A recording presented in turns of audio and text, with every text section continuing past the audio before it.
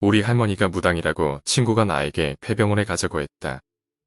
무척 친한 학교 친구가 일본에 가지 않겠느냐고 물어오더군요. 일본에 있는 부모님 댁에 한 달간 머물 예정이라는데 같이 관광이라도 하지 않겠느냐고 해서요. 저는 학교를 휴학한 상태로 당시 자격증 공부와 알바를 병행하고 있었는데요.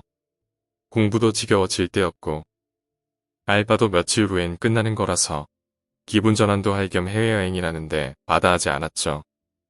좋은 기회라고 생각하고 승낙했습니다. 숙박비는 공짜라는 생각으로 일단은 일본으로 갔습니다. 그런데 친구의 부모님들께서는 교토에 사셔서 차로 한참 더 갔던 기억이 나는군요.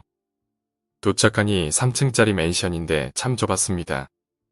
일본이란 나라가 공공시설물이나 문화시설에 많은 투자를 하지만 개인을 위한 공간은 작다는 말을 들었습니다.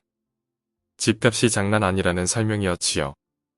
생활하면서도 느낀 건데 물가도 엄청 비싸서 적응이 바로 안 돼요. 당황했던 기억들도 있네요.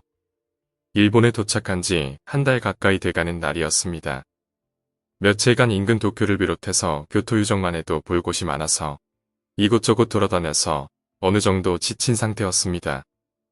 돈 없는 학생인지라 대부분 싼 값을 들여서 여행했었는데요. 그런 만큼 남는 것도 많더군요. 시간이 금방 가버려 어느새 한국으로 돌아갈 때가 되니까 친구가 저한테 말하더군요. 심령장소를 가보지 않겠냐고 말입니다.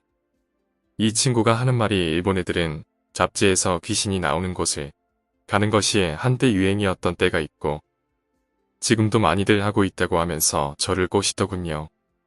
사실 이놈이 저랑 제 고향에도 놀러 간 적이 있기 때문에 저희 집이 어떤지 대강합니다. 나중에 들으니 그것 때문에 저를 일본까지 데리고 왔다고 하더군요. 심령장소 체험을 몇 년간 벼르던 일이라면서 말입니다. 저는 처음에 가기 싫다고 거부했습니다. 처음엔 정말로 안 갈 마음으로 안강히 거부했습니다. 근데 이놈이 이틀 내내 저한테 사정하고 애원해서 어쩔 수 없이 가기로 했지요. 초저녁에 가기로 했는데요. 교토 외곽에 버려진 병원에 대해서 설명하더군요. 일제시대에 세워졌던 병원이었고 80년 가까이 된 병원인데 오래돼서 이젠 아무도 없다는 설명이었습니다. 너무나도 유명해서 많은 사람들이 들른다는 말도 덧붙이더군요.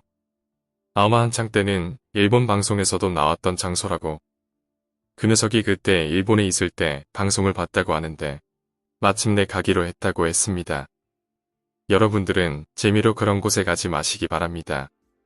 장난으로 그런 체험하는 게 한국에도 카페로 있고 많이들 있다고 하는데 실제로는 그런 곳에 가는 것이 굉장히 위험합니다. 나쁜 귀신이라도 붙게 되면 집에 재앙이라던가 큰일이 날 수도 있습니다. 절대 가시지 말기 바랍니다.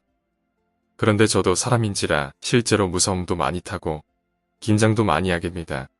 귀신에 대한 친근감.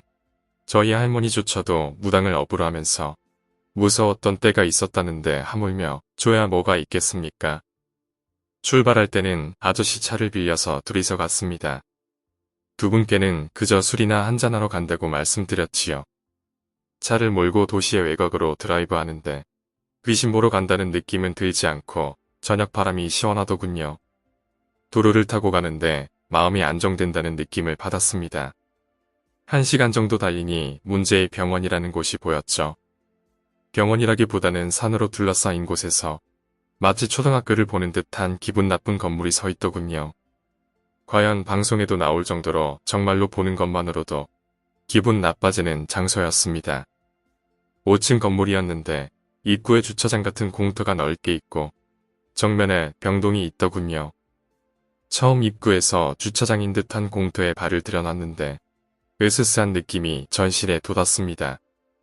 단순히 무서워서인지 추워서인지는 몰랐지만 그런 것에 민감한 저로서는 좋은 기분이 아니었습니다. 친구에게 예감이 안 좋다고 돌아가자고 말했습니다. 그런데 친구가 하는 말이 내가 이 날을 얼마나 기다렸는데 제발 돌아보자. 설마 무섭냐? 그냥 재미인데 뭘 쫄고 그래? 아무리 설득해도 안 될 것 같은 분위기인지라 이 녀석에게 제가 차고 있던 염주를 주었습니다.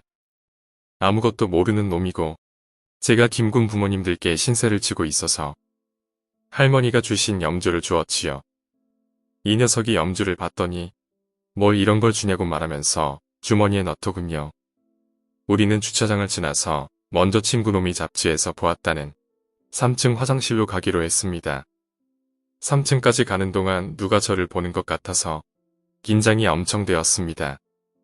말 그대로 전신에 소름이 돋는데 친구라고 걱정되는 놈 때문에 계속 따라가긴 했습니다. 화장실에 도착하고 같이 들어가자고 했는데 저는 싫다고 했더니 자기 혼자 보겠다고 하더군요. 그렇게 친구가 들어가고 나서 기다리는데 20분이 지나도 안 나오는 겁니다. 슬슬 주위를 둘러보니까 건너병동에서 누가 지켜보고 있는 것 같기도 하고 주위 복도에 병실뿐인지라 무서운 생각이 들어서 불렀는데 불러도 대답이 없더군요. 앞불사하고 들어갔는데 아무도 없더군요. 그런데 뒤에서 누가 툭 하고 치는 겁니다. 기겁해서 돌아보니 친구더군요. 저는 긴장이 엄청나게 풀어져서 돌아가자고 말했습니다. 친구도 웃긴지 마구 웃어대더니 조금만 더 둘러보자고 말하지 뭡니까? 저는 어이가 없었지만 설득도 안 되고 다시 따라갔습니다. 친구랑 같이 이곳저곳 돌아보고 시계를 봤는데 1시간 반쯤 돌아봤더군요. 등에는 땀이 흐르고 계속 긴장 상태에서 있어서인지 피곤해져서 친구에게 이제 그만 가자고 했습니다. 그런데 친구는 이렇다 할 체험을 못해서인지 만족을 못하는 눈치였습니다. 시시하다는 게 그 이유였지요. 잔뜩 기대하고 왔는데 뭔가 보고 가야 되지 않냐고 말입니다. 친구가 저한테 조금 더 돌아보자 하면서 지하병동이라는 곳의 이야기를 꺼내더군요. 예전에 이 병원이 정신병원도 같이 있어서 지하층에 정신병동과 수술실이 있었다면서 말입니다. 마지막으로 돌아보자고 하더군요. 3층에 있었던 저는 친구를 따라서 지하로 내려갔는데 2층쯤 내려갔을까요? 어디선가 끼익하는 소리가 들리더군요. 긴장했던지라 그 때문인 줄 알고 애써 무시하고 내려가는데 또다시 끼익 소리가 더욱 또렷하고 가깝게 들리는 겁니다. 분명히 들리는 소리라는 생각이 들자 또다시 등에 땀이 흘렀습니다. 답답한 상황이었습니다. 친구 녀석은 더 둘러보자고 고집 부리고 있지. 저는 분명히 뭔가 잘못된 것 같은데 이러지도 저러지도 못했습니다. 다른 생각 떠올리면서 곧 지하실로 내려가는데 지하층 문이 막대기로 막혀 있더군요. 제가 또다시 가자고 하니까 김군이 막고 있던 막대기를 걷고서 들어가는 겁니다.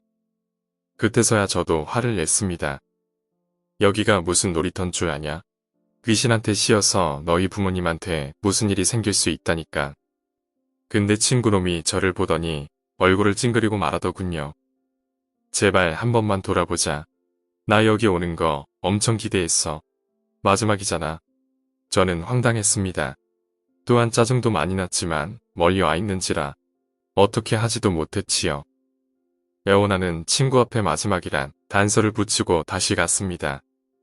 병동은 반지하였는데 얇은 창문 틈으로 빛이 들어오더군요. 창문 옆은 일제식 복도로 창과 마주보는 곳은 병동인데 끝 복도는 막다른 곳이었습니다. 복도 중간쯤에는 큰 문이 있는 수술실이 있었습니다. 친구와 걸어가는데 몸에서 벌써 이상한 신호가 오는 듯이 부르르 떨렸습니다. 천천히 걷는데 긴장감이 고조되었습니다. 친구와 복도 중간 수술실 앞에 섰는데 갑자기 몸에 한기가 느껴졌습니다. 팔이 마비되는 듯한 느낌에 저는 친구를 잡고 억지로 당겼습니다. 가자. 더 이상은 안 돼. 제가 웨이트를 해서 팔힘이 좀 센데 덩치만 컸지 팔힘은 저보다 약한 녀석이 제 손을 뿌리치고 수술실 문을 열었습니다. 한순간이었습니다.